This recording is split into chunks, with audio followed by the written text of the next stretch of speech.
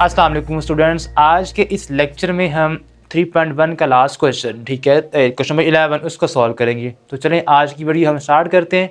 तो जी students, question number 11 में हमने क्या करना, find the value of x in the given proportions, यानी कि हमारे पास प्रोपोर्शन गिवन है, यानी कि आपके पास इक्विवेलेंस ऑफ टू रेशो, जिसको हम क्या बोलते हैं, प्रोपोर्शन, वो हमें गिवन है।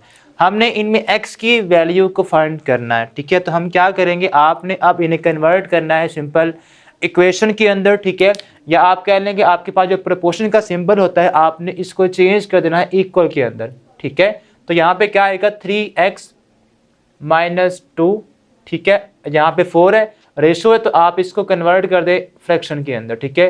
तो प्रोपोर्शन को जब आप कन्वर्ट करेंगे तो ये आ जाएगा इक्वल, अगेन इसको आप लिखेंगे फ्रैक्शन में because it's a ratio over 7 आ जाएगा, ठीक है।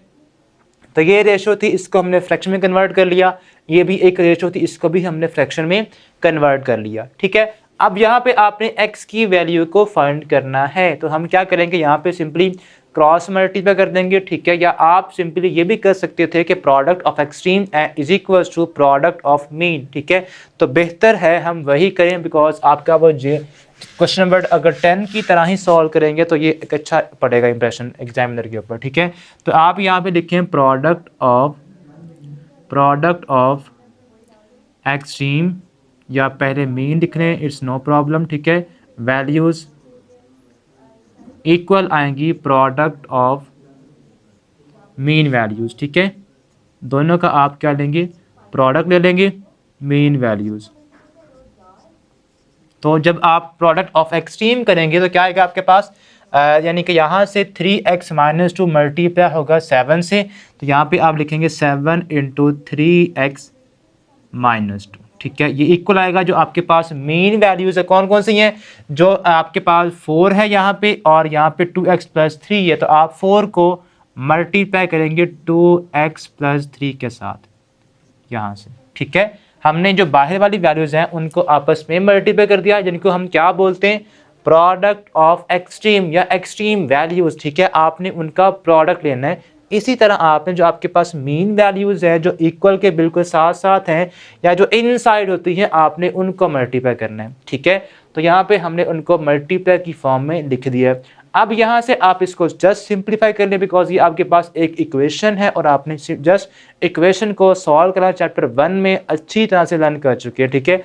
तो जस्ट हम उसी को सॉल्व करेंगे। तो ये हमारे पास क्या आएगा, 7 को 3 से मल्टीप्लाई करेंगे तो 21x आ जाएगा, -14 = 8x + 12 आ जाएगा, ठीक है। अब आपने जो x टर्म्स हैं उनको एक साइड पे लेके आना है और जो कॉन्स्टेंट्स हैं उनको एक साइड पे शिफ्ट कर देना है।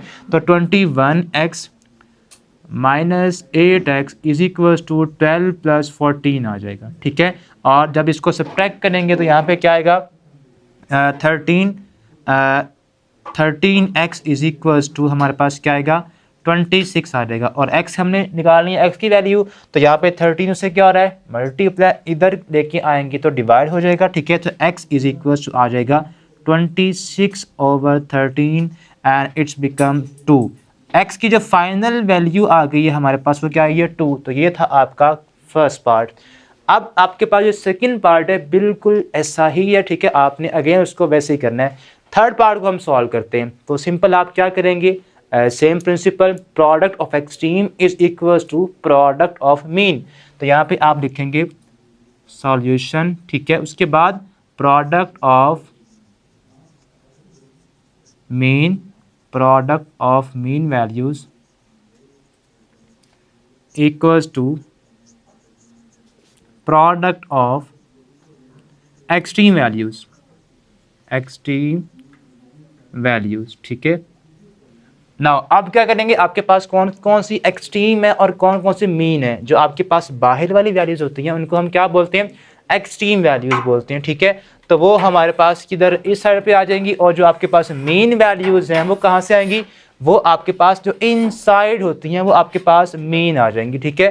तो यहाँ पे हम क्या करेंगे 5/x - 1, ये मल्टीप्लाई हो किसके साथ होगा, आपके पास इस यहाँ पे x - 1/3 के साथ, इक्वल्स टू जो एक्सट्रीम वैल्यूज हैं हमारे पास x/(x - 3/2)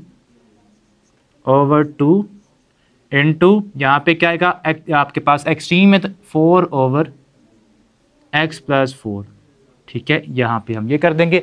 अब यहाँ पे आप देखिए, अगर कोई फैक्टर किसी के साथ कट हो रहा है तो आप इनसे कैंसिल कर देना, ताकि आपकी जो इक्वेशन है वो सिंपल हो जाए। यहाँ पे x-1 से क्या हो जाएगा, कैंसिल हो जाएगा। जस्ट क्या बचेगा, 5/3। तो यहाँ पे हम लिख देंगे 5/3 इज इक्वल टू 2 1 ज़ा 2 2 ज़ा, ठीक है। तो x-3 इनटू ये 2 मल्टीप्लाई इसके साथ होगा तो यहाँ पे हम इसके साथ लिख देंगे, और यहाँ पे क्या है, x+4 है तो हमने x+4 लिख देना है, ठीक है। अब उसके बाद अगेन आप इसको क्रॉस मल्टीप्लाई करें, ठीक है। x+4 5 से मल्टीप्लाई होगा तो 5 टाइम्स x+4 आ जाएगा, इज इक्वल टू क्या आएगा, 3 2 ज़ा 6 इनटू x-3 हो जाएगा, ठीक है। अब आपने इनको हर टर्म के साथ मज़ीद मल्टीप्लाई करके निकाल ली यहाँ से x की वैल्यू, तो वो हम निकाल लेते हैं। 5x+20 is equals to 6x-18, ठीक है। तो यहाँ पे 5x इधर, 6x उधर प्लस का, इधर क्या हो जाएगा माइनस का। सो -20 -18, ठीक है। तो ये -x is equals to -38 and minus से माइनस का हो जाएगा कैंसिल। तो x की जो फाइनल वैल्यू आ जाएगी वो क्या आएगी, x हमारे पास इक्वल आ जाएगा 38 के। तो ये था आपका क्वेश्चन का कौन सा पार्ट, थर्ड पार्ट। अब हम इसका जो नेक्स्ट पार्ट है इसको सॉल्व करते हैं। लाइक क्वेश्चन नंबर इसका फोर्थ पार्ट है, वो बच्चों के लिए काफ़ी डिफ़िकल्ट होता है, तो हम उसको आपकी आसानी के लिए सॉल्व कर देते हैं, ठीक है। तो ये हमारे पास इसका थर्ड पार्ट। तो जी स्टूडेंट्स, क्वेश्चन नंबर थर्ड इसका जो फोर्थ पार्ट इसका है वो हमारे पास क्या है, p² + pq + q² ratio x proportion pq - q³ over p + q ratio p - q whole square. इसको हमने क्या करना है, इसमें जो x यहाँ पे इन्वॉल्व है हमने इसकी वैल्यू फाइंड करनी है, ठीक है। तो हम क्या करेंगे, अगेन जो आपका प्रिंसिपल है रेशो का, ठीक है, आपका प्रोपोर्शन का, वो लगाना है आपने product of mean, product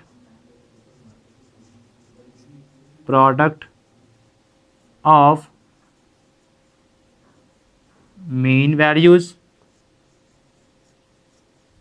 is equals to क्या आएगा, प्रोडक्ट ऑफ एक्सट्रीम वैल्यूज, ठीक है, प्रोडक्ट ऑफ एक्सट्रीम वैल्यूज, ठीक है। ये आपने लाइन लिखनी है बिकॉज ये आप इसी के अकॉर्डिंग जो आपका नेक्स्ट स्टेप होगा उसको सॉल्व करेंगे, ठीक है। तो अब आपके पास जो मेन वैल्यूज वो कौन कौन सी हैं, यहाँ पे x है और यहाँ पे क्या है, p³ माइनस ये आपके पास है, ठीक है।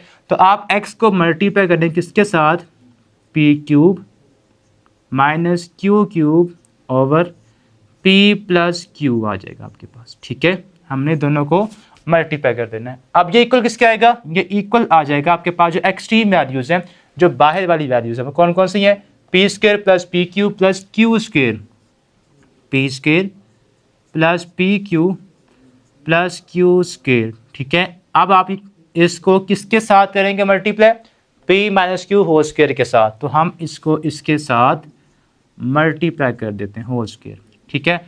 अब जस्ट आपने x के लिए इस इक्वेशन को सॉल्व करना है। तो हम क्या करेंगे, यहाँ पे आपके पास देखें p³ - q³ है, तो आप इसका फार्मूला ओपन कर दें। जैसे आपके पास जो फार्मूला होता है यहाँ पे हम लिख देते हैं a³ - b³ का जो फार्मूला क्या होता है वो इक्वल्स टू होता है a - b into a² + ab + b², यानी कि आपने ये फार्मूला अब क्या करना है, ओपन कर देना है, ठीक है। तो यहाँ से हम p³ - q³ को क्या लेंगे, फैक्टराइज कर देंगे, इसका फार्मूला ओपन कर देंगे। तो ये क्या बनेगा हमारे पास, x टाइम्स a³ - b³ या इज इक्वल किसके आएगा, a - b। तो यहाँ पे a क्या है, p और b हमारे पास q है, दोनों को सब्ट्रैक्ट करेंगे एक बार, p - q आएगा, ठीक है। और इसके बाद यहाँ पे मल्टीप्लाई होगा p का स्क्वायर देन बनेगा, बिकॉज नेक्स्ट टर्म का स्क्वायर a का स्क्वायर है। तो यहाँ पे हम क्या लिखेंगे, p का स्क्वायर, p² + pq + q² आ जाएगा, ठीक है। ओवर हमारे पास क्या है, ओवर p + q ऑलरेडी जो हमारे पास है उसको वैसे ही लिख देंगे, ठीक है।